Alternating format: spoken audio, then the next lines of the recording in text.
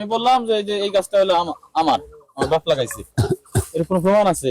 এই যে ক্যানাল সাইডের গাছ কি বাপে লাগায় বলেন? ওই যে ক্যানাল সাইডের গাছ কি বাপে লাগায়? এই লাগায়, লাগাইলো। ক্যানালের গাছগুলো এখানে অবস্থান করছে। আমরা দেখতে পাচ্ছেন যে ক্যানালের গাছগুলো যেগুলো কাটা হয়েছে সেগুলো লগবিহীন যে খড়িগুলো আছে সেগুলো এখানে জড়ো করা হয়েছে।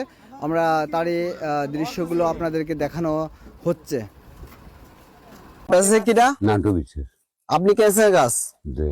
আপনি জানতেন যে এটি সরকারি গাছ? অসুবিধা নেই। ক্যানালের একদম ক্যানাল সংলগ্ন, এটা কি আপনি জানেন যে সরকারি গাছ কিনা যাবে না? কলেজে কোনো অসুবিধা নেই, গাছ লাই বললি। গাছালা বলছে? হ্যাঁ।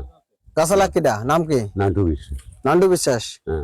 গাছ তো আমাদের ওই অর্ডার দিছে, মানে আমার আব্বা লাগাছে, সে বলে গাছ কাটি ফেলতে কয়েছে, মানে ক্যানেল ই করবে, মানে ক্যানেল ই করবে, গাছ গাছালি যারা লাগাইছে কাটি কুটি নিয়ে। আচ্ছা, মতিয়ার রহমান বিশ্বাস।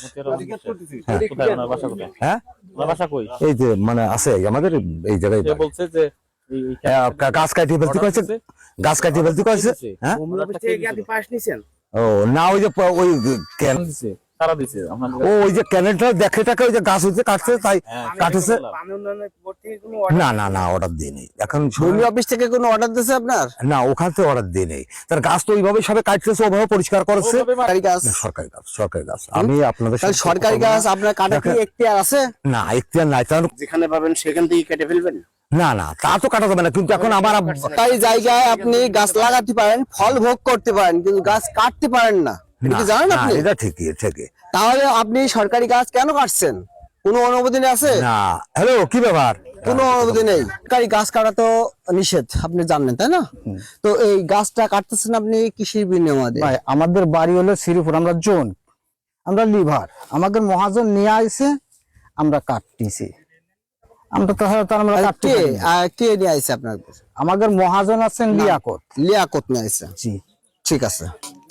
দর্শক, এই মুহূর্তে আমরা দেখতে পাচ্ছি 11 নম্বর আবারপুর ইউনিয়নের মিন গ্রামের যে ক্যানাল আছে, এই ক্যানালের যে গাছগুলো আছে সরকারি গাছ, পানি উন্নয়ন বোর্ডের যে গাছগুলো আছে ক্যানালের পাশেই, সেই গাছগুলো হরহামাসে তারা কাটছে, এরকমটাই আমরা নিউজ পেয়েছি। নিউজ পেয়ে আমরা ঘটনাস্থলে এসে দেখি যে প্রায় 10 থেকে 15টা গাছ কাটা হয়েছে। আমরা তার দৃশ্যটা আপনারা দেখতে পাচ্ছেন যে দেখুন, প্রত্যেকটা গাছ কেটে প্রায় জায়গাটা বন্ধ করা হয়ে গেছে, প্রায় ঢাকা হয়ে যাচ্ছে, এরকমটা একটা অবস্থা আমরা দেখতে পাচ্ছি।